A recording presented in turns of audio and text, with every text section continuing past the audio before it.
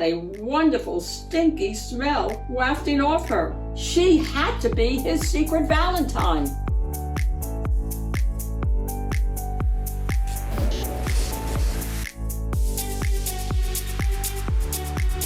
Hi everyone, welcome to the Reading Den with Shen, and I am Shen. Today we're going to read a wonderful monster Valentine story called A Valentine for Frankenstein by Leslie Kimmelman, illustrated by Timothy Banks. Please give me a like, subscribe, share. This helps YouTube recommend my videos to others. And today I want to give a special shout out to Lean and Damien from Melissa Viejo, California. Wow! All over town, monsters were getting ready for the Valentine's Day Bash, taking slime baths, teasing and tangling their tails, and sharpening their claws and fangs. In his castle, Frankenstein was getting ready too. He looked in the mirror.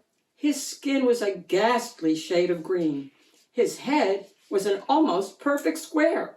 His flower was droopy and near dead. Still, the other monsters all made fun of him. "Just 2 eyes," said Smellabella. "No tail," said Werewolf. "He looks almost human."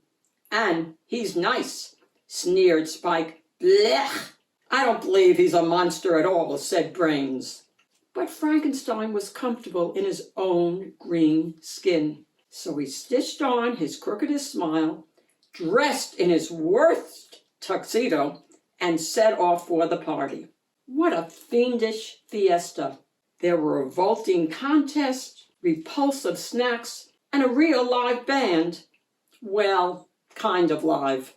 The cupcake decorating contest was first. Three-Eyed Vi made a cupcake called "This Icky Eyeball is Watching You." Wartina's creation had fungus filling and toenail frosting. Frankenstein made the grossest cupcake he could think of. He held it up to the judges and smiled. "You call that a monster cupcake?" Smellabella jeered. "No bugs, no slime, and glitter on top?" Three-Eyed Vi threw a cupcake at his face. "Bullseye," said Frankenstein. "Good aim, Vi." Next came the banana slug pie eating contest. Frankenstein was super speedy. He thought he would win until he wiped his mouth with a napkin and was immediately disqualified. "That's not how monsters eat, Buster." He put a pie on the floor, stomped on it, and then snarfed the pieces from beneath his hairy toes. "That's how monsters eat." "Wow," said Frankenstein admiringly. "You're very talented." The last contest was for burping. Frankenstein's was the loudest, longest, smelliest burp he'd ever made. "You call that a burp?" said Stinker. "That was a cough, a hiccup. It was almost a giggle." Just then, a monster burped so loudly, the ground shook. "Way to go, Belcher," yelled Smellabella. "That was epic." Frankenstein had never seen Belcher before. She was taller than he was, with piles of tangled black hair and a beautiful smile. "Awesome," said Frankenstein, smitten. But before Frankenstein could congratulate Belcher on her terrifically disgusting, award-winning burp, the band began to play.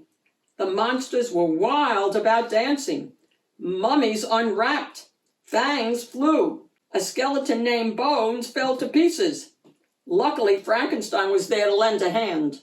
Belcher boogied like a pro. Frankenstein tried to copy her moves, but during the zombie rumba, he fell flat on his face. It was hard to rumba with 2 left feet. When he stood up, he noticed something sticking out of his pocket. It was a Valentine's Day card. "For me?" thought Frankenstein. It was his first Valentine ever. Which ghoul could have put it there? The card was zigzag-shaped.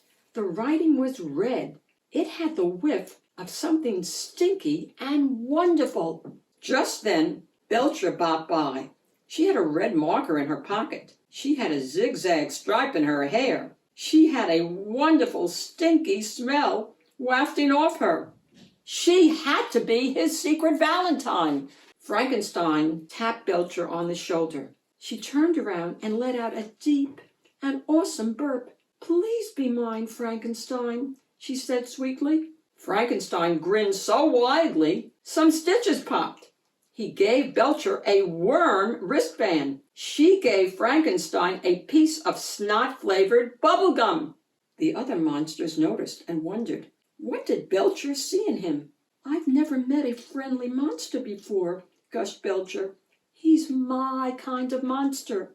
"He did notice my perfect aim," said Three-Eyed Vi slowly. "And my monster manners," observed Spike. "His extra bones parts come in handy," mumbled Bones. "I guess it's okay to be nice sometimes," Headless Harriet added, remembering that Frankenstein had liked her purple glop. "If that's the kind of monster you are." The music started up again. The monsters joined together in a ginormous kicking, spitting, burping, gnashing, glitter-tastic conga line. Every kind of monster was welcome. After all, a monster is a monster is a monster. The end. I hope you enjoyed this wonderful book. I did. If you have a friend who loves to read and you'd like to give him or her a comment for me to do a shout out, let me know. Thanks for hanging out at the Reading Den with Shen. I'll see you all soon again. Bye, everybody.